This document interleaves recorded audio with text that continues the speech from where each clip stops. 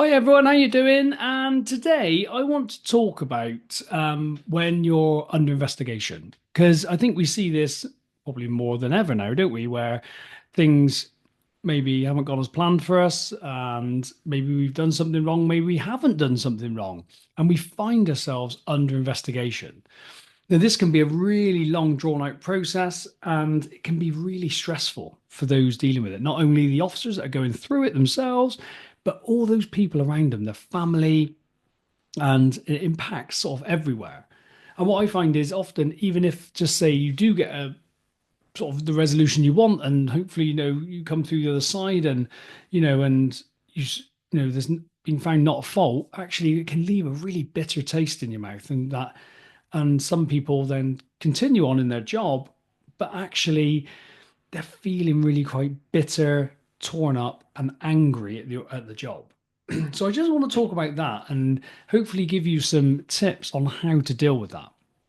And the reason I'm doing this is because I know a few people recently that have been through investigations. They've been suspended, and people that are in the middle of the investigations just popped out the other side of those investigations.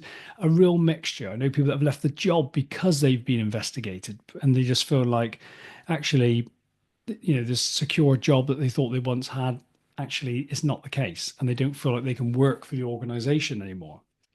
So I just want to give you some tips on how to deal with all of that.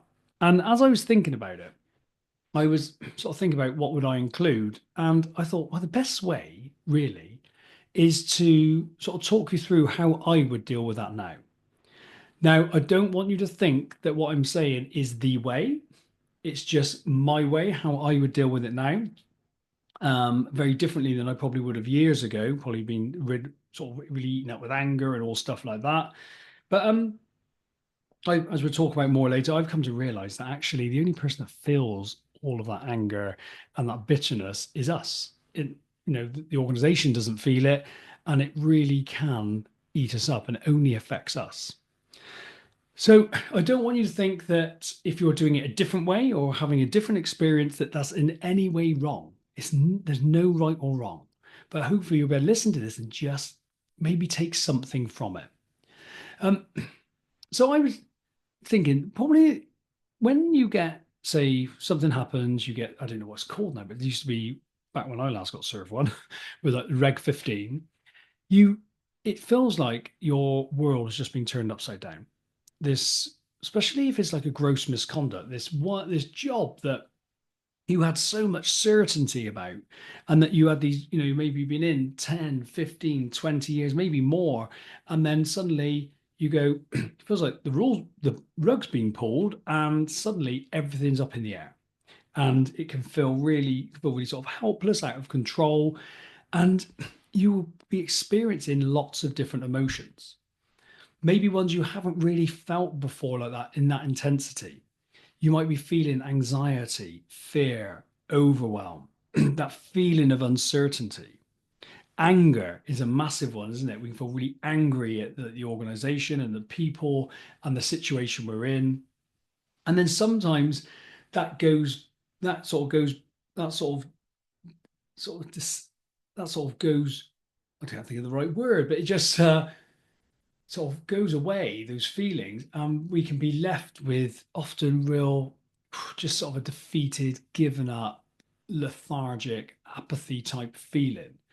And it can be a really difficult place to be in, especially when we're in the middle of investigation. We don't know how it's going to turn out. And and what I've learned is one of the simplest things you can do in these situations is separate out what is fact and what is thought. Because what's going to happen here, and you're not going to stop this happening because your brain is a prediction machine. But the reason we feel the fear is because of the prediction the brain's given. And obviously, some of those predictions could be correct. They are possibilities, but they're not definite, but they are possibilities. But what happens is, so our brain's sort of going, right, actually, there's a danger here, and it starts predicting these future scenarios. But then what happens is that we then experience fear, anxiety, and uncertainty. And that feels really horrible for us. But when we separate out what is a fact and what is a thought, what it can do, it can give you a little bit of peace in this moment. Because there's so much that we haven't got control over, but there's so much we can control. We can control our response to this and how we're going to show up. And actually, we can, what I find is with going through these things, we can learn a lot about ourselves and actually come out a lot more resilient. We can actually use this. Now, I don't say you want to think positively, as in, like, oh, this is great going through this. It's not about that at all. This is not about positive thinking. This is actually about learning to understand where these feelings come from and learning to get that separation. And then when those feelings come up, learning to make room for them and let them be there so that they don't cloud our vision, cloud our judgment. And so decisions we're making are from a clear space. And one of the best ways to do this, really, to get that, first of all, that separation, is to write down everything that's been going on. Get whatever you're thinking out onto paper and write it all down. In the coaching world, I call it a thought download. Some people call it journaling. It doesn't really matter. It's just writing what's going on down on paper. Now, if you haven't done this before and you're going through something like an investigation, what you're going to find is there's going to be lots in there. And we want to get it all out. You might have pages and pages and pages. Don't hold back, write it all down. There'll be judgments, there'll be judgments about yourself, judgments about the job, judgments about other people. Get it all out. And then what we want to do is look at that and go, actually separate what are the facts. Now, this is often the hardest, most challenging thing for people. Because you may be thinking things like, I've been done over here. I've been shafted. This is unfair. But none of that is actually a fact. And the reason this is so important, so stay with me, don't switch off quite yet. Don't switch off quite yet. The reason this is so important is because we got the facts of the situation. And what our brain does, our brain gives meaning to the circumstance. And it gives it like a narrative. It's like labeling it. I call it the story, but I don't want you to think I'm saying story in some derogative way, as in like you're making something up. Okay. But what our brain would do is like we'll have this set of facts and then we'll have our thoughts about it. And it's those thoughts that are creating the way we're feeling. And that's normal because your brain is, like you said, that prediction simulation machine, and it's trying to warn you of the worst case scenario in an attempt to prepare you. But often what our brain does in this modern day is it just creates more of the same. So it creates more anxiety, more uncertainty, because it plays out future scenarios which haven't even happened yet. And we don't actually do anything to prepare for them. We just sort of spin on them. And we end up in the place of worry, confusion, overwhelm, anxiety, which can be very indulgent emotions, as in we don't take any action from them. So when you get all this stuff out, this thought download out, and just go through like, what are the facts? And the facts are what everyone would agree, what everyone would agree on. So if it's someone's made a complaint, it's what they'd agree on. It's what what you would agree on, they would agree on, and what the organization would agree on. So it's everyone.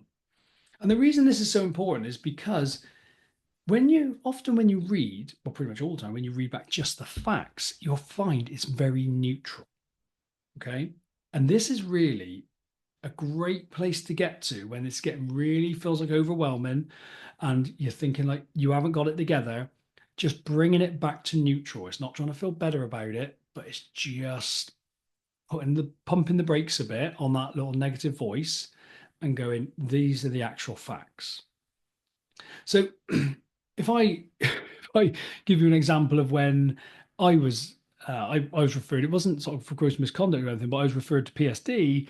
I had one where we went in one day and we were like, all our laptops had issues. We had some software go wrong with it, something wrong with the software, and there was a USB stick that you needed to update it. Well, I came in and the USB stick was in our admin office.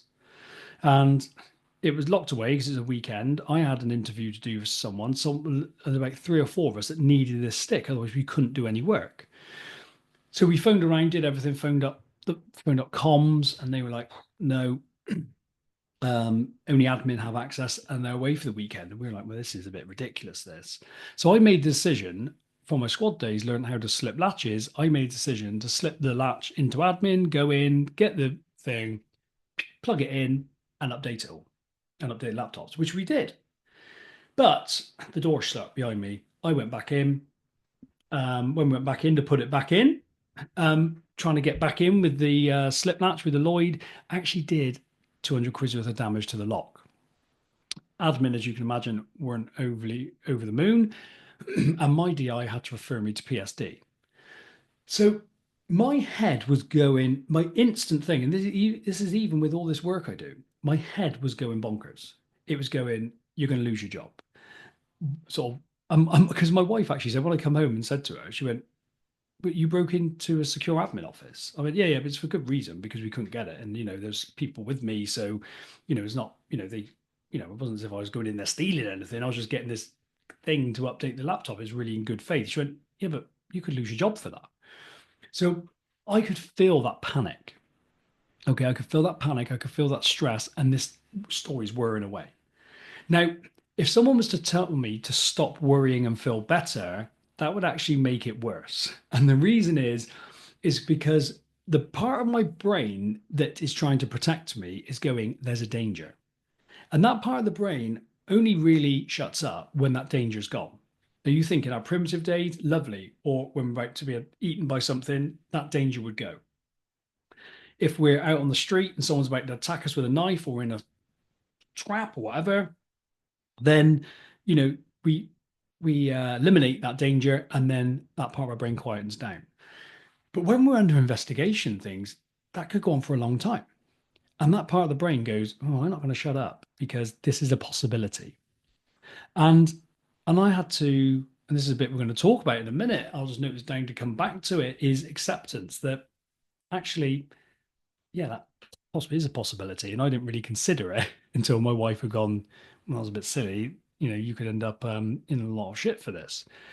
But going through and writing down my thought download on it with no judgment, writing it all down, getting it down, the thoughts, the feelings, and everything, and then going through and underlining or circling what were the facts. And it's really interesting because I had, after I'd been referred to PSD, I had lots of thoughts about, I've done this to be, you can't do anything these days. I've done this in good faith a few years ago. This would just been a slap on the wrist, and now I'm going to PSD. This could be my job. I'm going to lose, I'm going to lose my livelihood and all this. When I broke it down to just the facts were, which everyone would agree with, there was a software there was issue with the software on the laptop. That was agreed. We've been sent this email saying the USB stick was locked in the admin office. I contacted comms and we did and spoke to our superiors to try and get it, and we couldn't get it. And I made the decision to go into the office, went in and got it, and then damaged the lock. And then my DI said, got to refer you to PSD. Those are the facts. The reason this is so important is not to make you wrong and go and argue over these thoughts that you're having about it. It's not about that. It's about when you just repeat the facts back to yourself, what you do is you see them quite neutrally. You go, actually, when I read them back like that, it's very sterile, it's very nothing. And you go, but then what you realize is when you then add the story that your brain's add into it, that I could lose my job, what I'm going to pay my mortgage and all this stuff, then you can feel the fear coming in. And then what this does is it gives you an understanding of why you feel the fear. Because of course you feel the fear. Of course I would feel fear if I'm thinking I'm going to lose my job. And actually, that's quite a normal response. But what this does is get that separation, so that when you're in those states of panic and anxiety, what you can do is come back to just the facts. And I wouldn't necessarily do this exercise if you're doing it with a loved one who is in agreement that the organization is out to get you and it's crap, because that's probably not going to be helpful. This is where a coach can be good to go, let's really get down to the facts here. Not to make anyone right or wrong, but these are the facts. And then you can see that actually it's the brain's interpretation that is creating this feeling. Now comes the next bit. Just because you're feeling a certain way, just because you're feeling fear, just because you're feeling anger, just because you're feeling uncertain, doesn't mean you need to get rid of it.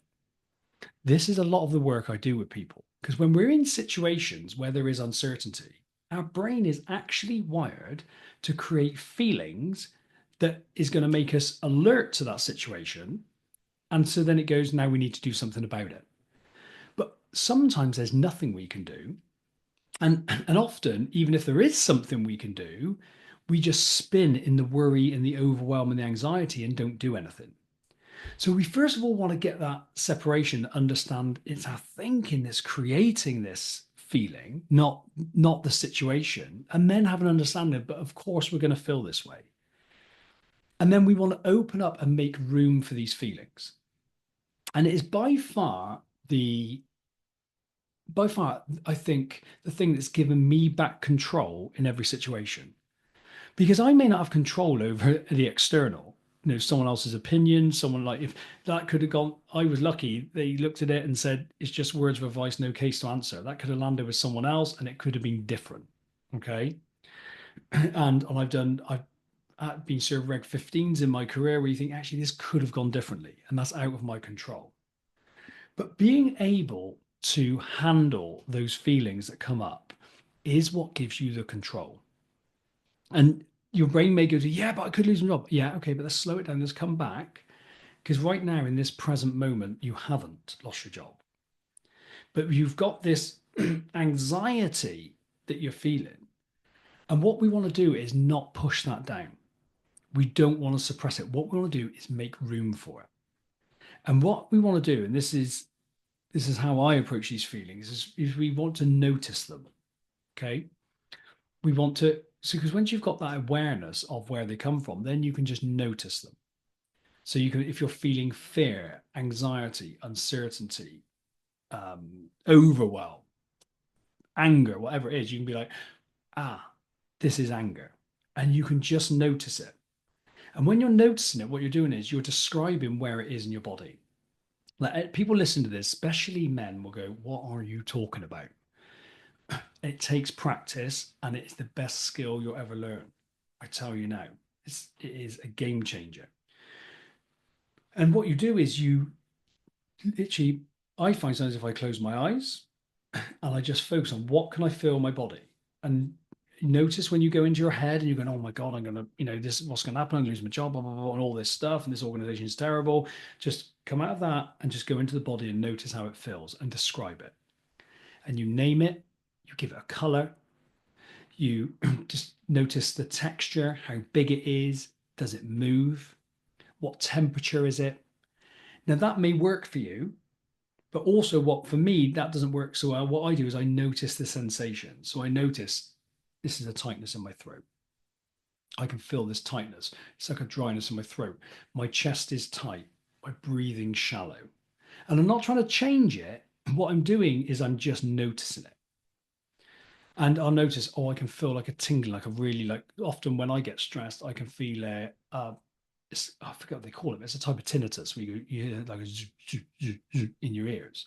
But I know that's from where the arteries constrict and then it's pumping the blood really quickly and you can hear it. But I'm just noticing that and describing it. Okay. And it can help if you write it down. And then just acknowledge you're feeling that way. Just it's so powerful to go, I'm feeling anxious because I'm thinking I might lose my job. And then so you're not acknowledging, this is anxiety. This is my fear story. It's my losing my job story. That's why I'm feeling this anxiety. And then what you need to do then is make room for that feeling. And when I mean that, what we do is when we feel an emotion, whatever it is, when we're blaming something, what we do is we lose all the control and the power. And our brain, we're wired to think as the outside world. Of course we are, because our brain goes, it senses the danger, it creates a feeling, and then we focus on what we perceive to be the danger. Works brilliant when there's something that's attacking us, not when that thing is an investigation. it depletes us, it exhausts us, and actually it stops us thinking rationally. Because when we're in that mode, that survival mode, our rational thinking part of the brain, our prefrontal cortex, is switched off. We're just relying on our primitive part of the brain, which doesn't make the best decisions for us. So we want to notice it and we just want to acknowledge it and then make room for it. And what you're literally doing is think if you can feel this feeling, then think of instead of like constricting around going, oh, I don't want to feel it and pushing it down and resisting it, think of just opening up and letting it be there. Think of it like if you imagine like a kid is having a tantrum, and if you try and constrict them, they kick off more. If you tell them to shut up, they're going to make more noise. But actually, if you just clear the room and let them do their thing, then they will eventually wear themselves out. And that's what we want to do with these feelings. We want to make room for them. And this will seem very alien to you. It takes practice because we're not used to feeling our feelings. We're used to responding to them, reacting to them, or avoiding them, pushing them down, eating them away, drinking them away, doing something so we don't feel them, going for a run to feel better. Not saying don't go for a run, but if we're doing something to avoid a feeling, those feelings are a sign that there's something going on in there, that there's fear there. Okay. So we don't want to suppress them. We want to learn to feel them. And then once you've made space for it, you can then engage and focus with the outside world. So once you've sort of noticed these feelings as they come up, because they will keep coming up, until this is resolved, then you can focus on what you can do in that moment.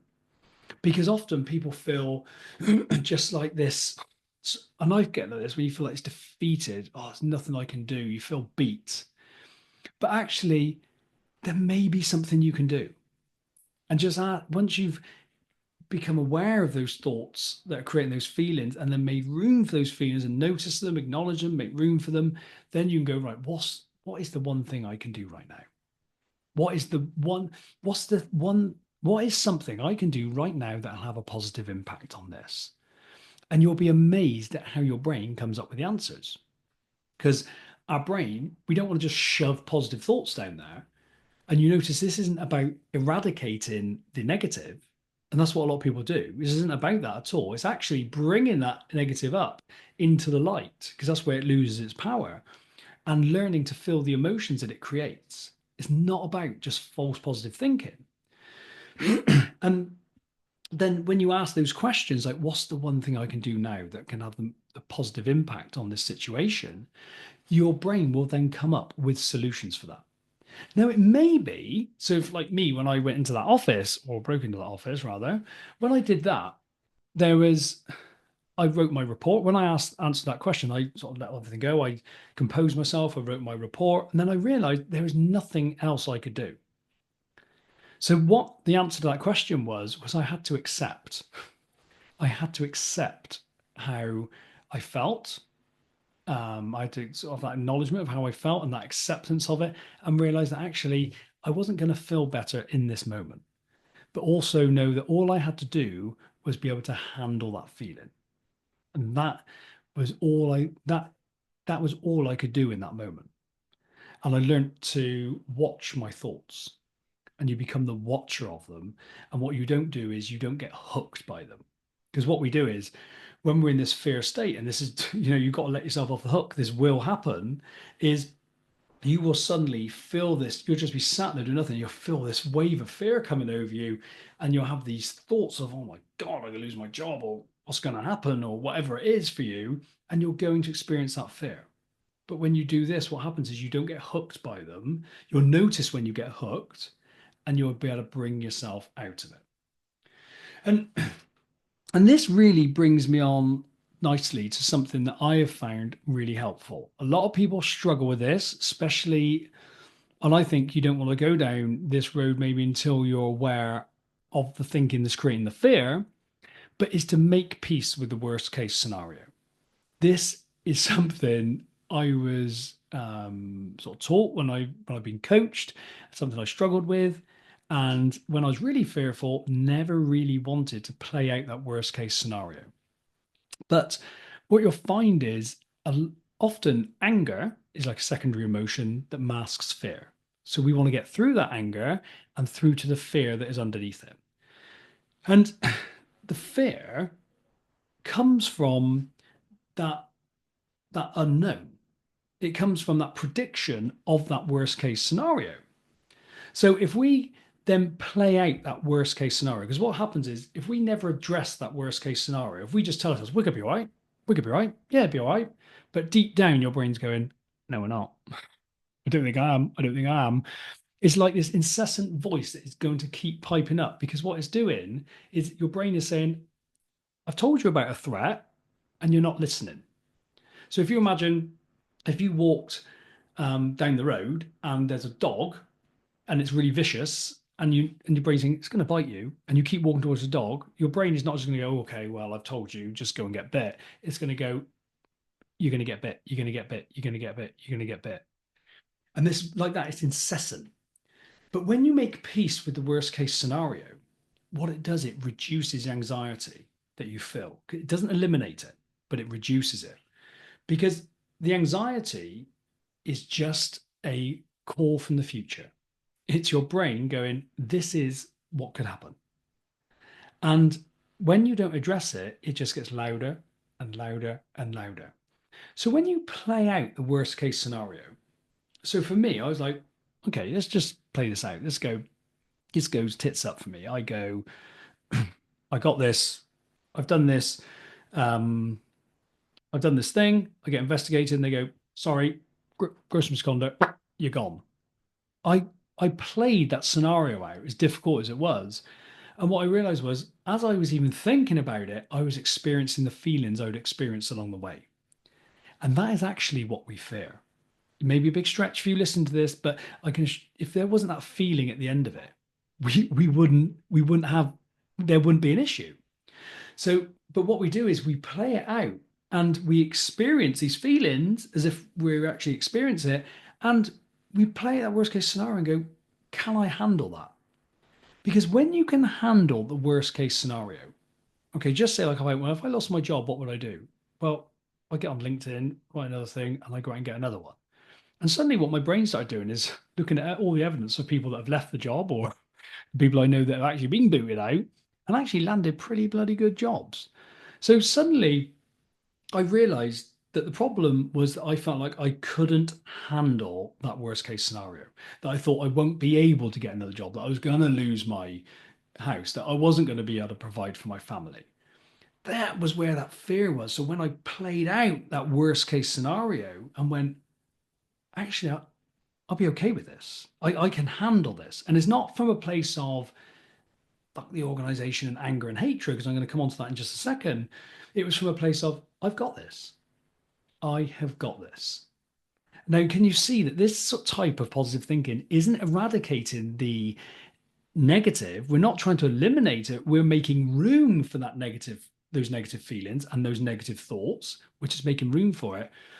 But then having this trust and confidence to go, yeah, I can handle this. And for me, that only comes when we've played out that worst case scenario. And we may have to play that out mentally in our head a few times. You may want to go and get a coach to help you with it. But if you play it out and then you suddenly go, yeah, I can handle this, what you'll find is when that alarm bell of anxiety rings, you're going, no, no, it's okay. I've got this. I can handle it. The anxiety reduces. And it's so powerful because what it does, it clears your mind and it helps you it be more present. And this is really important because all you have is the present moment, and what you do in the present will affect your future. And you know, when if if you're going in and you're going in defensive, combative, and all this stuff, I've coached people that were going into interviews with PSD and stuff like that. And actually, we coach them around not being defensive, just going in with curiosity. And because they knew they could handle the worst case scenario, so they weren't going in this whole state of um, triggered fear and on sort of on their defense, they were able just to tell their story.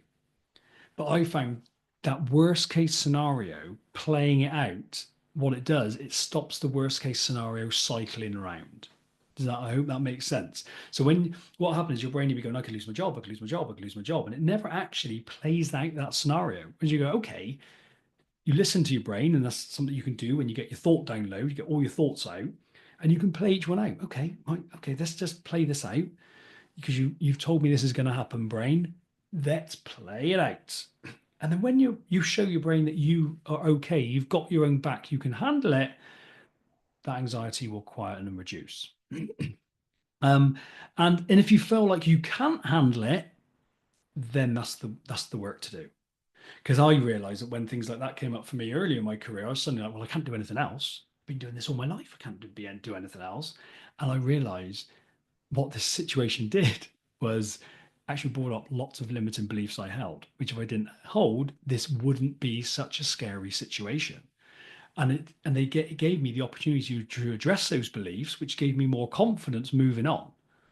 So instead of now living in fear of being stuck on every and being really mindful and scared of what I'm doing, I can go, actually, I can go out and be the copper I want to and accept I'm going to make mistakes. But if I make mistakes, I'm also okay with that outcome.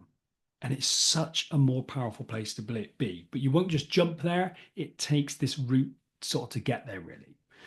What it takes is a good relationship with yourself and a good relationship with fear. You've got to drop the judgment of yourself. You may not know it, but you may have a lots of judgment of yourself.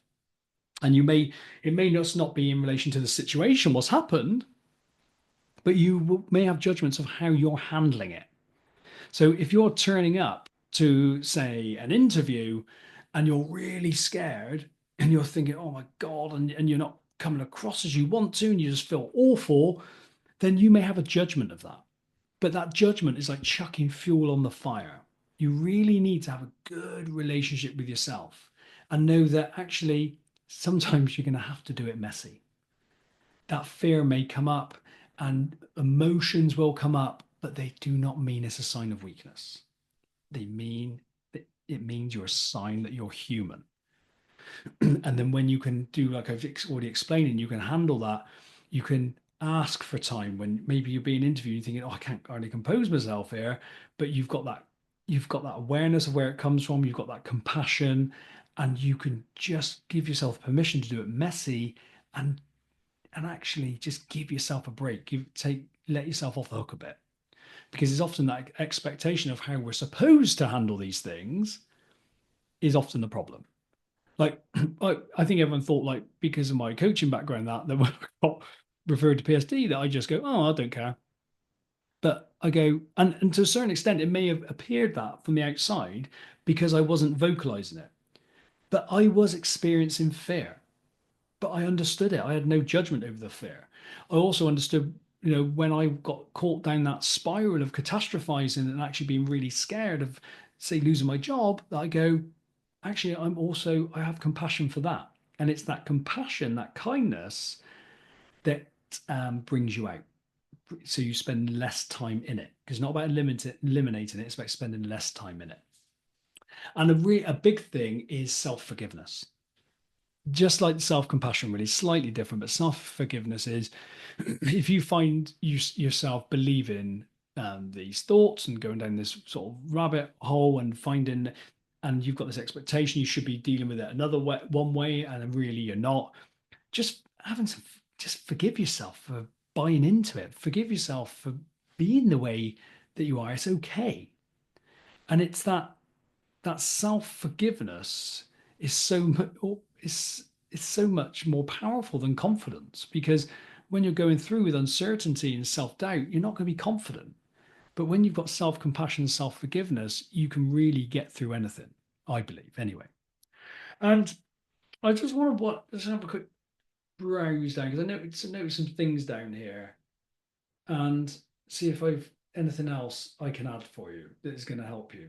I think really that is it covered because I don't want to overwhelm you with information and just what I'd say is try those things.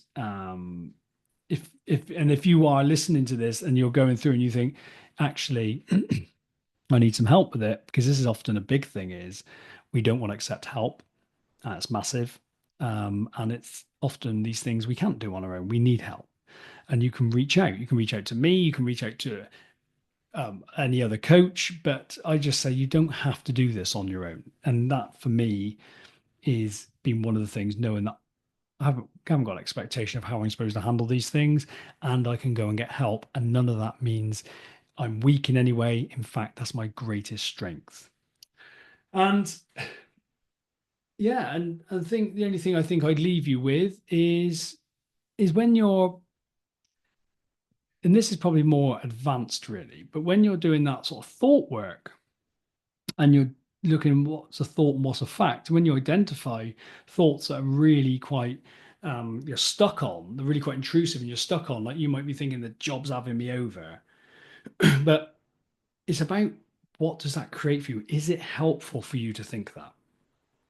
And the thing I want to leave you with is we get, and it's understandable, we get so angry in these situations and we end up hating the organization. I've met people who have left the job and I meet them years later and they still harbor so much resentment. And one thing I always say to people is you get to choose. You get to choose whether you keep that, but only, excuse me, only you feel it. There's a famous saying that says, when you hate someone or hate something, it's like drinking poison, hoping it kills the other person. Because your hate, your anger, only you feel. Now, it's a normal emotion and we can let it process and be there. But when we're hung onto it, we don't want to let it go. What happens is it makes us sick because it literally does. When you hold on to anger too long and you're really caught up in resentment, you absorb that shit. You absorb it. And it can be such a challenge to let it go, but it can be done. But just know that you're not, by hating a person, by hating the organization, you're not actually punishing them. They just go on about their day and that's it. You're actually punishing yourself. So learning to let go of that is huge. You may not be ready yet, and just it's just about taking small baby steps. But just know that every time you're feeling that hate, just be like, yeah, this is just me feeling this. There's only one person that's being punished. And it can just help let it go. So I hope that's helpful. And if you listen to this and you know anyone in the same situation, please forward this on to them. And if you want to know more, please contact me. Just reach out. I always offer a first free session. So even if you come and you're in this situation and you don't want to pay for coaching, you can come have a session, and I can assure you you'll get lots of insights. And that may well be just enough to set you on the right path. And I've done that with people that were being investigated. I said, come and speak to me. We'll have a session. I've coached them through, and they've gone, oh, that made all the difference. And I mean it. Just have the courage and ask for help. So I hope that's helpful. And if you need anything, please let me know. Take a steady out there. Bye bye.